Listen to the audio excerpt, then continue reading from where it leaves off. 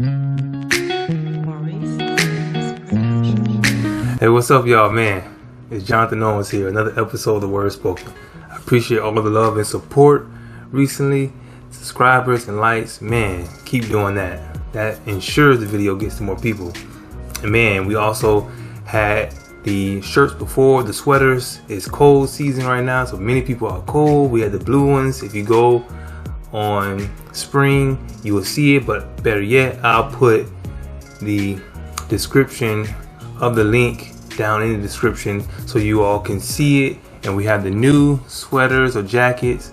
We have it all, cold season, hot season. But I like this one because it's like caramel brown and pairs well with the orange in Ephesians 6 and 17. Yeah, that's literally the word spoken, because that's what the word says. So if you check out that verse too, that'll help you. Now let's dive into this episode. Let's go. Now this is crazy. Now we about to dive into something hot right here. Now some people might say, okay, I'm gonna call your bluff right away. It's not even possible. Well, let's dive into the word and let's see. Now people say, man, I got blessed. Man, God's blessing me. God is blessing me with this. God's blessing me with that. Now I ask, did Jesus give you that or Satan? Oh man, you can't. How's that possible? Now it's intriguing, but let's dive into it. Now let's just hop right into it. Today we see a lot of like famous pastors and whoever it is that a lot of them are making a mockery of what Christianity is supposed to be. That is not the way it's supposed to be. So you might see many famous pastors saying you can get this, you can have this from God, you can have that from God. And while yes, God can bless you with a lot of different things, now you got to ask yourself, are these people who are claiming that God can bless you with all these things, are they themselves even getting it from God? And like, how is that even possible? What do I mean by that? People keep saying that I'm blessed, I'm this and that. But then you know that it is true that all good things come from God above. All good things come from God above. So all blessings, good things come from God above. But sometimes bad things can be disguised as blessings. What do you mean? What do I mean is that sometimes you might think something is a blessing from God because it is similar to what God may bless you with. So it might be house, car, all these things. So it might be similar to what God has blessed you with. And so that's why it can be disguised as a blessing, a good thing. So technically it's not a blessing, because blessings, actual blessings, can only come from the Lord. So technically it's not quote unquote blessings, but it can be appear and shown as blessings. That's why I named it that. Now let's take a look at this, because this is about to answer all your questions. So now many of you know this passage. You know, well, I hope you know Matthew 4. My goodness.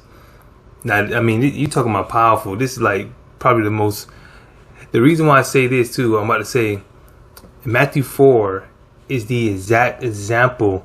It wasn't a coincidence. Because first of all, if you start from the first chapter, first verse, it says that the Holy Spirit led Jesus into the wilderness to be tempted by the devil. So you telling me the Lord led me in the wilderness to be tempted by the enemy. So yes, the Lord will direct your path. See, that's the whole thing. I sit down in another video. God is allowing these situations and allowing the enemy to do things in your life. But God's purpose behind of it is growth.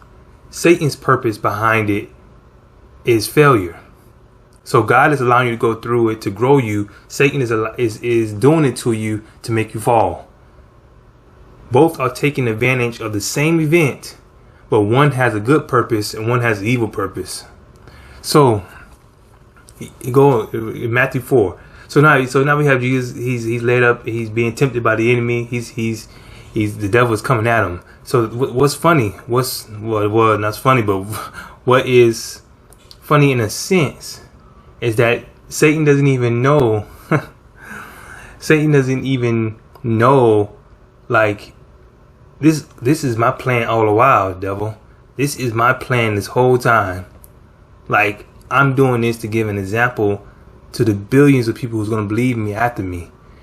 So I'm giving an example to all of them how to go through.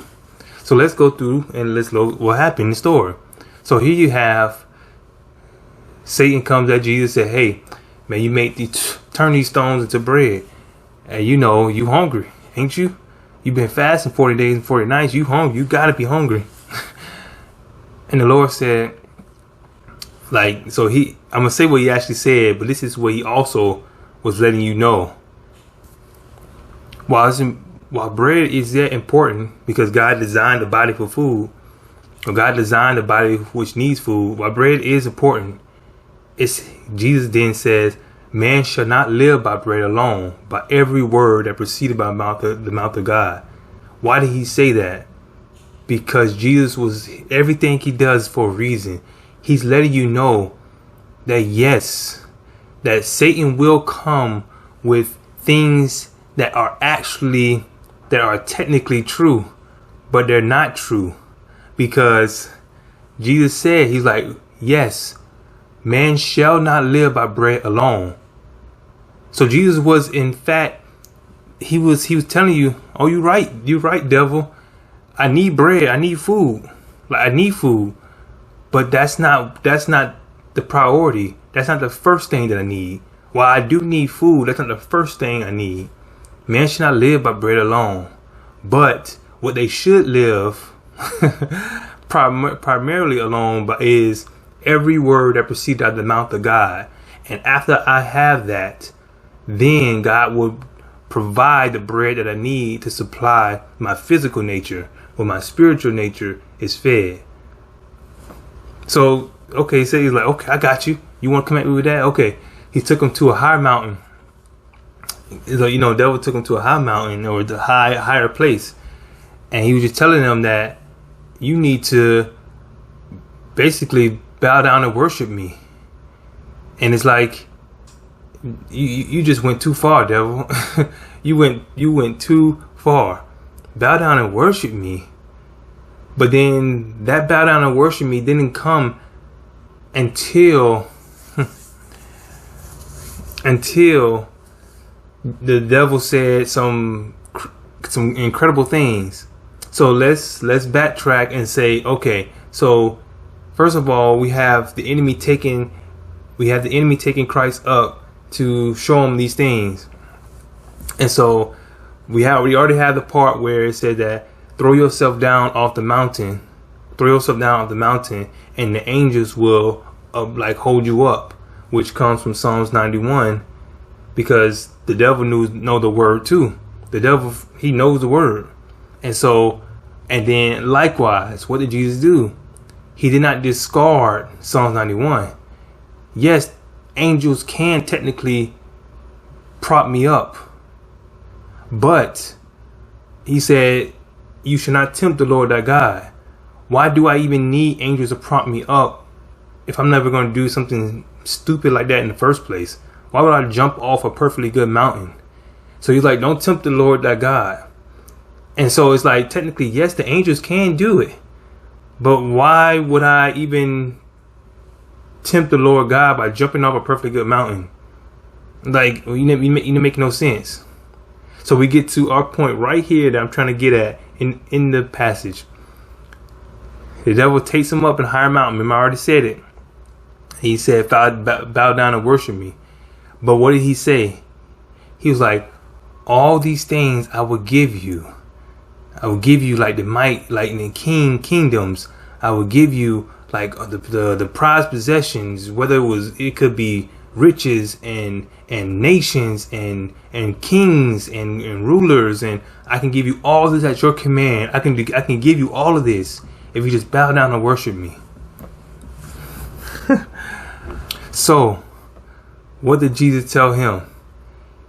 He was like, you shall worship no other person but God. And so, the thing that we're trying to focus on is the fact that Did we just gloss over that part right there? The devil said that he can give Jesus all these things if he just bowed down and worship him. So how do we know that the things how do we know that the things that these so-called like pastors or whoever it is that they're being blessed with, how do we know that they're actually from God? Here's how you can tell. If you see a famous pastor, whoever it is, and they're receiving all these things and saying God is blessing me, but you see the things that they teach. If you see that they have went into darkness and started teaching things that are completely against God, they are teaching things that are completely against God, that they just went full out to the left. And now they basically are what did Paul say? He said even Satan can disguise himself as an angel of light. There's many people who are disguising themselves as angels of light, but they're in fact ministers of Satan. They are disguising themselves as angels of light, but they are ministers of Satan. And so they think that they getting blessed by God doing all this. Like so here's a statement they say. They like, if I'm doing stuff wrong,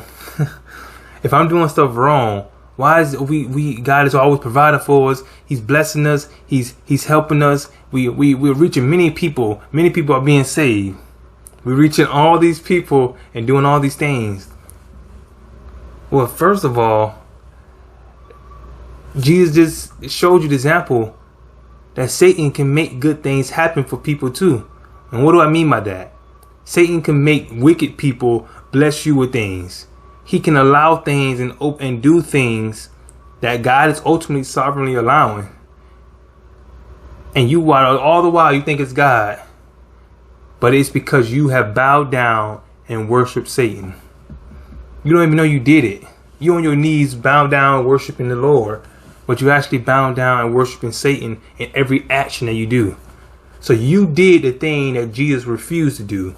Jesus said, no, Satan, thou shalt have no other God before him, and you shall worship him only.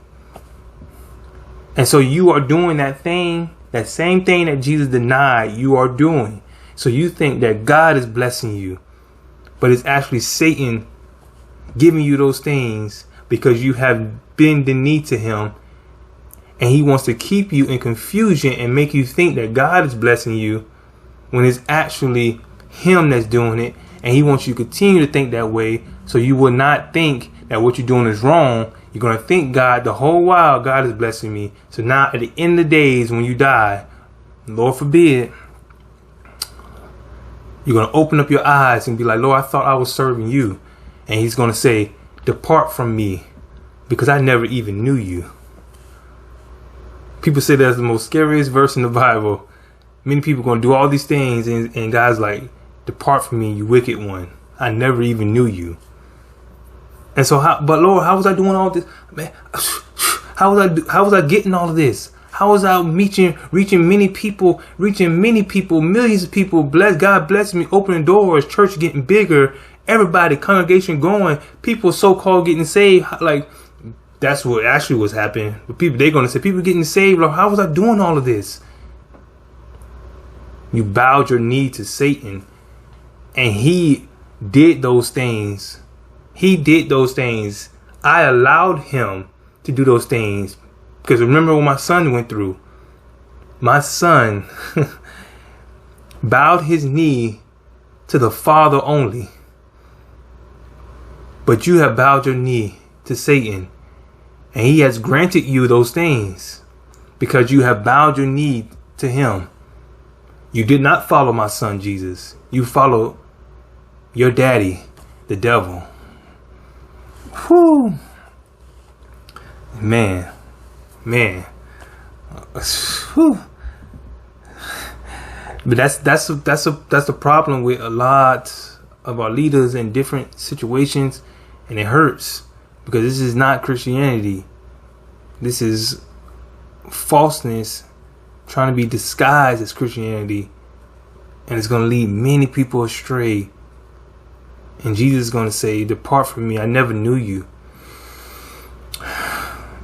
And so that's the quote unquote scary thing. So I want you to understand this too. Because many people might say, Jonathan, how can the devil do anything? How can he even give those good things? How is this even possible when God is the only person that has the power to do that? I want you all to understand. Remember how great God created the enemy. The devil has no power but what God has already given him. Like, he can't do anything unless God allow it. But that power that God had given him to begin with was mighty. Take it all the way back to Exodus.